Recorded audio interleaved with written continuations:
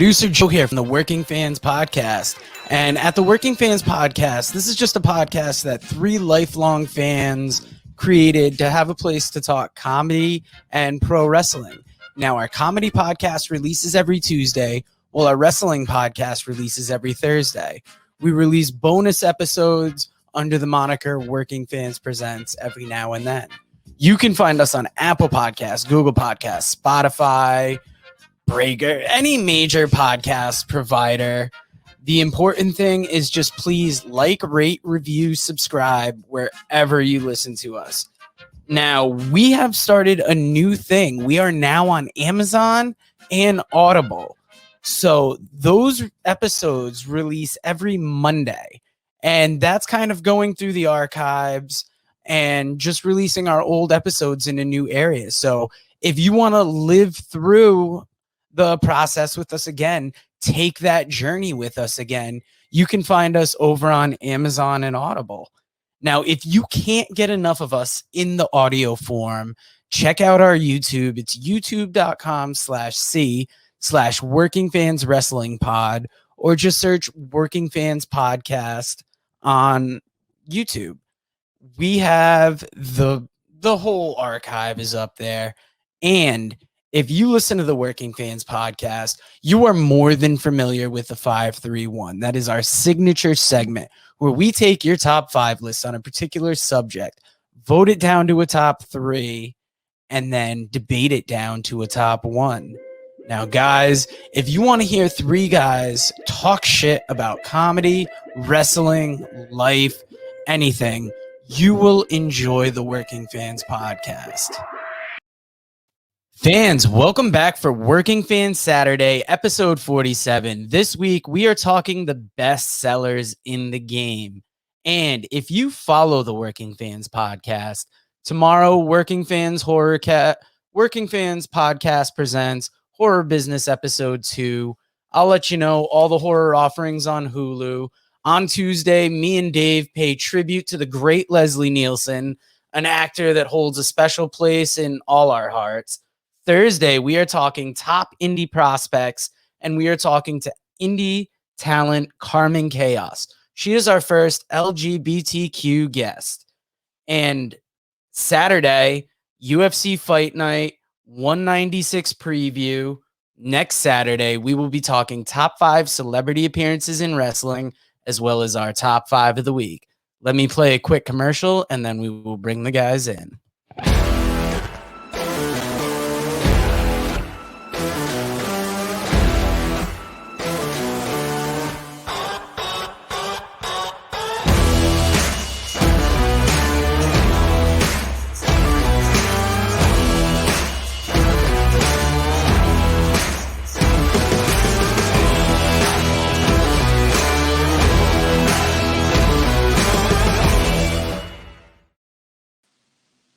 All right, baby. We're live. Working Fans Podcast, bitches. So we're on our own, me and AJ. And, man, I want to say right now, I'm just excited to be here, man. I'm excited. I'm fired up. Me and AJ we got a show we're doing later tonight. Oh, yes. Check that out. We're going to go live, baby, 11 o'clock. 11 o'clock here. 10 o'clock Central Time for you folks out there in Michigan. What's the name of the show, Dave? Sparks and Marks, I believe. I'll have to. Sparks and Marks, because we're going to bring the sparks and y'all are a bunch of marks. We'll have to check that out. Now, we got today's top 5 we're going to be doing is the top 5 sellers. What I mean by that, too, is people who sell in the ring. Guys like, I'll just give you my top 5, for example. I'll start off. Ricky Morton, all right? Ricky Morton could express pain. He looked like a lot of times like he was just reaching out for somebody in the audience, like, please help me. I need you, I think it was Ricky, too, that I heard say one time that he would look for people, like, in the audience when he would do that, too, to make eye contact with. And that was a big thing. Try to make eye contact with somebody in the audience. Ricky Morton looked like your little sister when she's getting her ass whooped in the neighborhood and just begging you for help. Please help me. Please, Dave, help me. But he came back. All right. But now, Another guy I had to put on this list was Ricky Steamboat. Ricky Steamboat looked like he was in agony sometimes. Like he was just getting murdered. And, that was the big thing with him in his matches with Flair. Flair also is going to make this list. So you can almost group them together. Flair, one of the great sellers of all time, back and forth. Some would say Flair was like a routine guy. And, maybe towards the end of his career a little bit. But, actually, Flair had a long end of his career. But Flair was a great seller, especially back in the heyday. Only for the last 40 years of his career. It's fine. Well, his career went 70 years. Who knew? Another guy I had to put on this list was Kevin Von Erich. I thought about all the Von Erichs, especially. Kevin was one of the great sellers. He was a guy a lot of times who would get beat down, and he could always come back and make that, great big babyface fiery comeback. And I thought Kevin was definitely an underrated guy. And another guy who might not make a lot of people's lists in terms of selling, but I think he does a really good job, and he's realistic in everything he does, and that's Iron Anderson, Double A. I think Iron is one of those guys that, when he's getting beat up, he looks like he's getting beat up. For a bigger guy, too, he bounces around really good. And also Iron looks believable when he's actually on offense, too. So that's what I came up with for a top 5. But, AJ. And I'll say one more thing, too. Some people I didn't mention because I was thinking of all time. But I remember back, I thought Kairi Sane was another one who I thought when I watched NXT. Like, Kairi made me feel bad. I legit thought Kairi was like a young girl getting the shit beaten out of her. And I always felt bad in the middle of a match for her. Very Ricky Morton-ish. So my top 5, and I'm glad Dave clarified, because when he said top 5 sellers, nobody sells the bread like Dave. I was going to put him on my list. Thank God making that money. Woo! But my number 1 I put on there, the first guy I thought of, believe it or not, Dusty Rhodes. Dusty Rhodes, for a big man, would bleed. He would take a beating in there, and he would get that crowd behind him, not just with his promos, but also with the beating that he would take early in matches and high-profile matches. And while he didn't do that in all of his matches, he would definitely do it in his higher-profile matches, and I thought he could sell his ass off. Number 4 on my list, are coming in my second spot, Ricky Steamboat. Ricky Steamboat, one of the great sellers of all time. The man would take a beating and just get the sympathy of the crowd. And he was also just such a great technical wrestler that when it was time for that comeback, he would get the crowd fired up behind him. I think we're all going to have Ricky Morton on our list, anybody in our age bracket, because that's what he made a career out of. Their whole chemistry, their whole formula for the Rock and Roll Express was Ricky Morton taking ass whooping for 20 minutes and Robert Gibson come in for the hot tag. That's literally what they did every night, and it worked, and it was awesome. Number 4 coming in on my list, my 4th spot. To me, this guy's underrated. I don't think he gets enough credit in the modern era for the beating that he takes. I think people remember a lot of his high spots, and they remember how people are behind him. But Bryan Danielson, the American Dragon, currently in matches, the way he was able to play was being the underdog, similar to Ricky Morton, and being able to fire up and come back with those amazing comebacks. And still to this day, he does it. I mean, his match last night was absolutely incredible. One you're probably not going to have on your list, I think we're both two when you said Bryan too, Kofi Kingston. It's another guy, too. Kofi's not on my list. He's definitely a great seller. I'm not going to take anything away from him. Both him and, quite frankly, Apollo Creed. Jesus Christ. That's one. Yeah, I know you meant. You're talking about Xavier Woods. Xavier Woods. Sorry, for some reason I went back to his freaking. But Xavier Woods does the same thing. Absolutely great at selling it. But neither one of them made my list. So let's not talk about the New Day. My number 5, and this is one of my favorites of all time, is similar to Dave. I thought that the way Ric Flair took the beatings in the ring and the way he sold it as a heel champion in the territory days, you had to be able to make whoever you were wrestling look like gold. And the way you did that was basically by taking an ass whooping for 40 to 50 to 60 minutes and then finally finding a way to win the match. And that's what Ric Flair did. So kudos to him on his selling. 3 guys I want to throw out here, too, that we didn't mention. Just 2 more guys. One I think will surprise you. I'll save him for last. Mr. Perfect, Kurt Hennig. Tremendous bump taker, flying around the ring. Take a big cut his career short. Absolutely. Yeah, I agree. Another one would be when we're talking about Dusty and we're talking about Rick and Iron, we probably should include Tully Blanchard. He was the guy that was probably bouncing around more than anybody a lot of times in there. I think the problem with Tully is that there's such a short window of his career that was actually in the national spotlight. If you look at his career, while he did wrestle for a decent amount of time, he only had 2-3 years that he was actually in the national spotlight between the NWA and WWE. I mean, it's debatable, maybe 5 years at the most. Yeah, I was thinking 4, so that's fun. Yeah, but it's still a short window that he was actually in that position.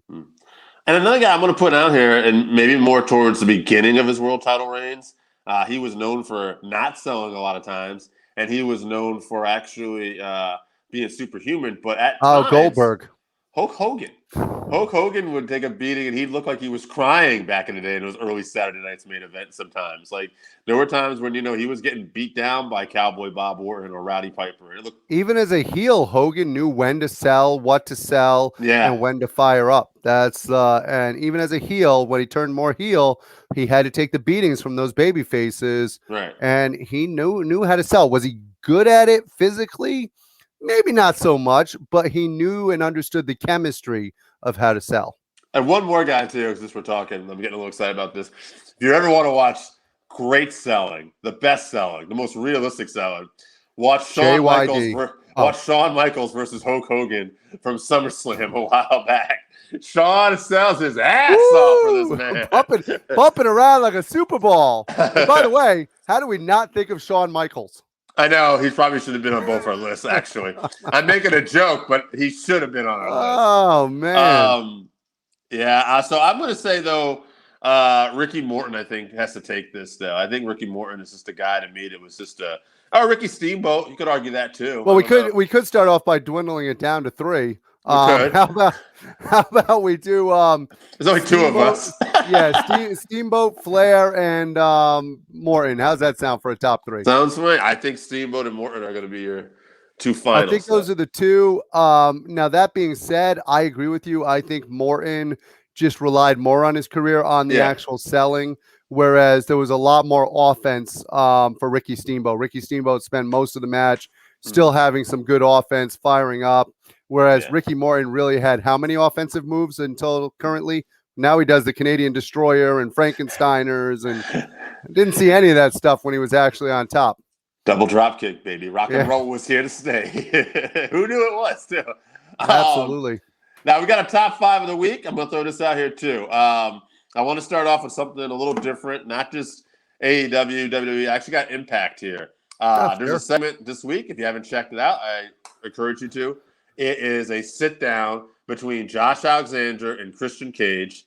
They do an awesome job of building this. They're talking about Josh Alexander's background as the tag team champion, as the X Division champion, the great matches, how he grew up right near Christian's hometown. They're going at it for Bound for Glory. They're putting over the fact that Josh Alexander gave up the Impact X Division belt for this and how important this was, that he was willing to risk everything because he wants this world title. And I think it's definitely worth checking out. Just made my top 5. Also making my top 5. We're going to talk a little bit about this more later before we get out of here today. Daniel Bryan, Minoru Suzuki on the buy-in last night. Great matchup. I'm glad we got it on YouTube for free for everybody to see. Absolutely loved it. Sticking with Rampage, the main event. Again, we'll talk about this a little bit more later. American Top Team versus Inner Circle. Really, I enjoyed this. It was a little clunky at times, and it was some of the reason why I enjoyed it, and we can get to that later. So I don't want to go too much on that right now. Another thing that made my list, this started actually last Saturday. It was announced, but it went into Impact as well. Billy Kay and Peyton Royce are now going to be known as the Illusionist or the Illustrious Ones. I'm not sure, but not the Illusionists. But they will have a new name, and they're coming to Impact. And I'm excited to see these girls. Actually, they're already getting a shot at the tag titles, and I think this will be something good for them. And the last thing I got on my list is Roman Reigns calling Brock Lesnar a dumbass after they signed the contract. And he says, you didn't even look at it. He said, you're just some farm boy. And then Brock having I looked at it already with my advocate, Paul Heyman, and the look on Paul's face. I just thought Brock has done so well with just a little bit of lines he's been given, and it's not too much on the verbiage. It's just enough. and Brock's delivering it perfectly. Yeah, I think it's great that Dave went first on this one due to the fact that we haven't had Dynamite yet, and there's a limited amount of moments to the week. It really took up everything that I wanted to talk about, so that's tremendous. Why don't you give me some feedback on some of that stuff? Not counting the Rampage stuff. We can talk about that in a minute because I know. Now, maybe we should talk about the fact, and maybe this isn't a moment, but we should talk about this at some point. The fact that NXT by itself this week, still with no big moments to actually talk about. That's delightful. But it's a different show. It's like it's like watching Global Wrestling Federation in the back day. It's like you like wrestling and you want to see. There might be some good stuff. You might see some guys who are going to come up, or you might see some guys something bad too that sucks. And I was like, is it 4 o'clock ESPN? I didn't know what was going on. Yeah, it's not a prime time. It's in prime time, but it's not a prime time show anymore. It's not even one of those shows now where I get home and I'm like, oh, I got to watch this. No. It's sad. Yeah. I was more excited for Impact this week, and like you, I enjoyed the Alexander and Christian Cage. I think they're doing a great job of building where Alexander's going. He is a machine in that ring. You talk about somebody who can work, bump their ass off, and do everything. Josh Alexander's got a very bright future in that. He reminds me of bigger Daniel. What's his name there? Garcia. Yeah, that's what it reminds me of. Plus, it's nice to see Christian Cage. He's doing almost a little bit of a heelish move on Impact, so it's nice to see the little back and forth between the two of them. Yeah, he's really good at that too. He can play both sides. Yeah, that's like Dave in the locker room. But on Friday, yesterday, SmackDown did a great job. I love the interactions. Like you said, that was one of my highlights, Roman Reigns and Brock. I think Brock is hitting it out of the park right now. Where has this personality been? Is this something we've been hiding for years that he can do this? Because we have we've missed out if that's the case. I don't like the fact that Roman Reigns insulted him by calling him a farm boy. Nobody should be compared to Randy Osgood. I don't think that's fair. Shout out, Randy. Shout out to Randy, who I have not seen on our bottom line at all, so I assume he's not watching. I know that that was a big moment this week. I love the contract signing, and Paul is doing a lot without saying a lot. Paul is doing a tremendous job of looking absolutely terrified every time Brock says his name. Of oh shit, is Roman going to figure this out? Or oh shit, there's nothing going on here. Why are you doing this to me, Brock? I also, another moment this week for me was the interaction between Becky. I'm loving the interactions between Becky, Bianca Belair, and Sasha Banks. I think that they are elevating that women's division once again with their work. That match that Sasha and Becky had, to me, was on par with any match this week, except for maybe Bryan and Suzuki. That match obviously is on a whole nother level. But I thought, go ahead. I just want to say I want to add to that, but I also want to clarify earlier too. By the way, they're going to be called the Inspiration, Billy Kay and Peyton Royce. So I like him better as the Illusionists. It's magic. you can see him in Vegas reading people's minds. It's great. Bound for Glory is in Vegas. So. Absolutely. Check it out. My number 4 for this week is actually going to be CM Punk versus Matt Sydal. I thought that this was the first time we really saw what was in the gas tank for CM Punk. I thought he got tested. You could see that keeping up with Matt Sydal and how good Matt Sydal is. And quite frankly, maybe a little underused Matt Sydal, but just a whole nother level. And it was great to see and how alive the crowd was for that match. You got to remember, they don't think about this because it's the first match on the live show, but that match had just come off of seeing Daniel Bryan and frickin' Suzuki, and they had to keep up that energy throughout that whole match. Those are two amazing matches back and forth. Absolutely. And then my number 1 spot of the week, I'm with Dave on this one. Suzuki versus Bryan, or against Bryan Danielson, American Dragon, absolutely tore the house down, and that's my style of wrestling. So for me, I basically had a hard on throughout the whole thing. Let's talk about that. Okay, so I don't care what you did. One negative thing I'll point out was really negative. I didn't even know. It's more of a question.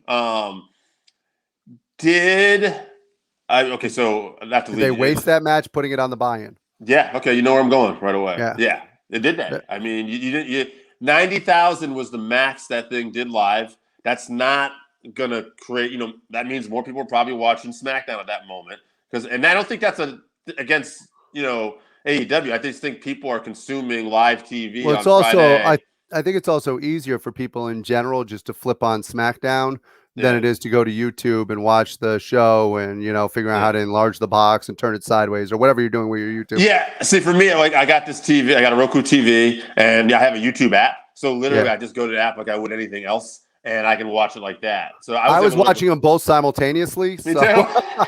So I actually was happy because normally I watch SmackDown through this guy's YouTube TV, and sometimes we can't watch them. We don't do that. That would be illegal. Right. So anyway, yeah, we don't share any of this stuff. So anyway, but I forgot SmackDown was on FS1. So when I went to go on my other TV and I put on Sling, I said, "Oh wait." So I was able to watch both at the same time, which is what I really wanted to do. And I had Brian and Suzuki on the bigger TV because that's what I really wanted. Yeah, I did a similar thing because I have the YouTube TV app on my phone. So I actually watched on the app the freaking SmackDown while I was watching on my TV the YouTube also. So we both made the same choice. Yes. Now, so I don't know if it was a mistake or not. I mean, overall, it's just the way people consume TV. Now wait a minute, because it has gotten more views today. It's almost up to 500,000 views today. But that's how people consume YouTube, though. Like, what was the point? My guess is, what was the point of it? To me, it was a bit of a mistake, and I'm going to tell you my opinion as to why it's a mistake. Because of the way people consume it, it's not necessarily working like a normal buy-in. Right. A normal buy-in to me puts people on the channel, and then you stay on the channel to watch the next show. Right. If it's not on the same channel, how is it actually a buy-in? Yeah, and it doesn't look like they took anything out of SmackDown's audience. They took nothing from it. If anything, they're going to get people talking about it now because it was just such a great freaking match. Right. And it is going to draw a lot of views to YouTube afterwards, and maybe that's what they were going for. Tony Khan's a genius. Who am I to freaking question Tony Khan? But the guy, but we don't know what he was driving for. Maybe he was driving more for the YouTube than he was for the actual buy-in to the show. Maybe he figured, but he put on CM Punk first, which tells me that he's trying to drive views to the beginning of the show. And and commercial free in that match too. But also, I will say this too, though. It'll be very interesting to see how those half hours actually line up. But I'll say this too. Just because you try something and it doesn't work out sometimes, it's not a bad idea. Sometimes you just got to try stuff. So here's what I'm thinking is maybe next time, instead of doing the buy-in on TNT, do the buy-in on like TBS in that hour beforehand. And freaking throw that in there, and now you're getting traffic to both of your channels, and the person's going to switch from TBS to TNT and draw traffic to both of your major stations there.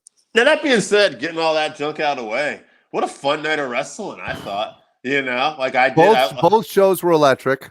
Yeah, and I really enjoyed the main event. I thought they did perfect with Junior Dos Santos because he was believable. He was a little clunky at times, but everything made sense. It made such sense. Like, this guy wasn't trying to swing people off the ropes. They would get close. He'd throw some right hands. He'd kick somebody. They were selling because he was doing what a fighter would do. Right. He rolled out of something at one point. And, but he also took bumps. I mean, he went through the table. He took a couple bumps. Him and Hager went through the table. Yeah. Hager was able to pick him up one time and run across the ring with him. And that was good, too. The story of, like, Jericho struggling with this guy, but then tagging in Hager, and Hager matches up better and takes him down.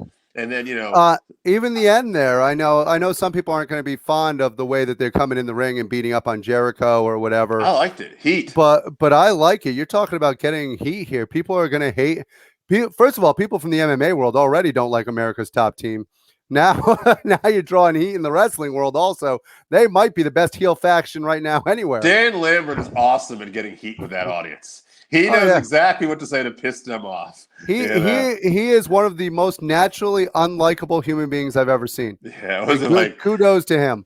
Congratulations, Tony Khan, man, on getting Adam Cole, Bryan Danielson, CM Punk, and whatever other skinny little dorks you can convince this dumb audience to believe that they're actually real men. It's just so he knows what he's doing. He's good at it. We do have to talk about one other thing. Is there a better athlete or a better performer right now than the Spanish God? He was great. He was flying around that ring. He sells awesome. He's another great When seller. he does that nip up and then slowly brings himself up into that nip up, where even Taz is freaking sitting there going, how the hell does he do that? It's absolutely incredible. Yeah, That's, he's fantastic. you talk about the pillars of AEW's future. He's definitely one of those bright pillars. Him, Yeah. MJF, freaking Jungle Boy, and now Darby Adam Allin. Cole. Well, Darby Allin. I think Darby is Allin also. Yeah, Sorry. but Adam Cole is going to be right there too. He's a guy that's just a little more, I think, established, but at the same time, like.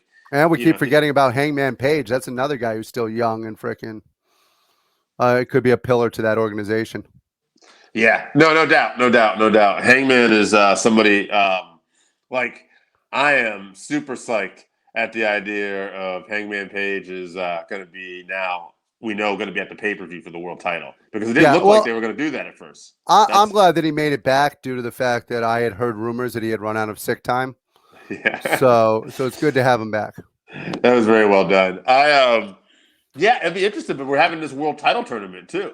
And now whoever's going to win that is going to get a shot at whoever the world champion is. And that's probably going to be Hangman Page, I think. I don't think we built this whole journey up for Hangman just to lose. I could be wrong. I think at some point you have to at least give him a chance. Put the belt on him, give him a chance. Yeah. And will it be a long run? Probably not. He could be a transitional champion.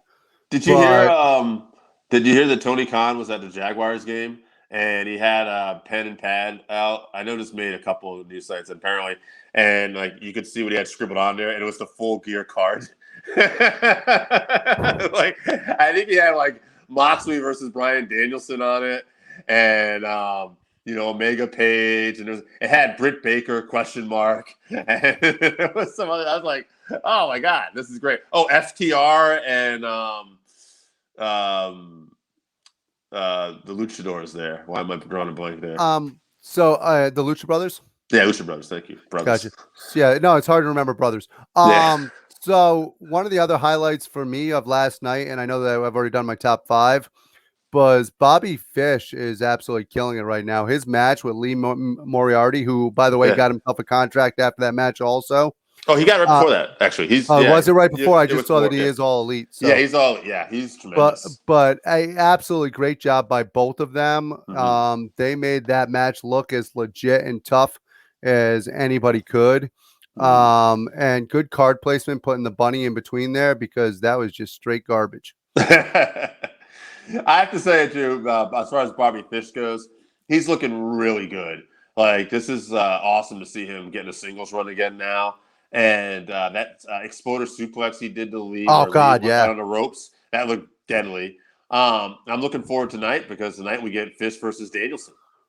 Yeah, I'm excited about that. The card tonight is absolutely stacked again. And 2 mask guys are going for the AAA belts. I'm interested to see who they're going to be. Are they going to necessarily go Latin due to the fact that, they're going to be with Andrade? Or is it going to go in a different direction? I don't. I would like to see it go in a different direction. I would like to see them not stick with the racism that every Latin person's friends and every he just might have friends that are from Mexico. But it's also possible that he has friends that aren't Spanish. And they're going to be in a mask too. And is it any more or less racist than if it's just a couple of white dudes underneath the mask? Well, no, they're going to be under a mask at first. That doesn't mean they're going to stay under a mask. At some point, you're probably going to freaking break them out from underneath the mask. I'm also looking FTR. I am also, that's possible. I'm also looking forward to seeing Pac versus Andrade again. Yeah, that's coming up on Rampage next week. Rampage, yeah. So building up these Rampages, it looks like now too. Rampage, I know, didn't get the best number last week. Maybe that's part of the reason, or maybe it's just time to build. Maybe it's because it wasn't a live show. I think that it makes a difference when it's a live show. I think that taped shows are never going to do as well. I mean, people. We don't look at spoilers, but there's a lot of people out there that do look at the spoilers, and there's a lot of people out there that turns them away. I don't know. Yeah. People don't view TV as much the same way as they used to, too, though. Some people, some of these tape shows are doing great numbers, but I think that's also a difficult time slot.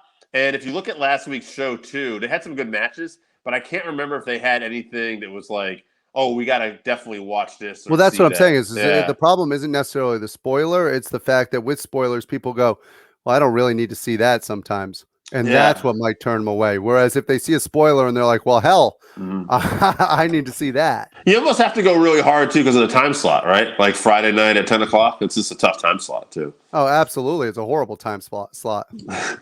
Now, I think that'll be about it. Anything else you want to touch base on? Well, as usual, I want to say, hey, fans, thank you for tuning in. This is the Working Fans Podcast. Find us on all of our platforms, including on iTunes. You can find us on Spotify. You can find us on the great YouTube, along with all that AEW products. You can find us on Audible. You can find us on anywhere in the human world, Amazon.com. You can find us anywhere where you can find podcasts or where you can actually tune in and watch or listen to these sexy voices. You will find us. So please keep tuning in, rate, review. I'm AJ Strangebrew. That man is the man called Dave. Take us home, Joe.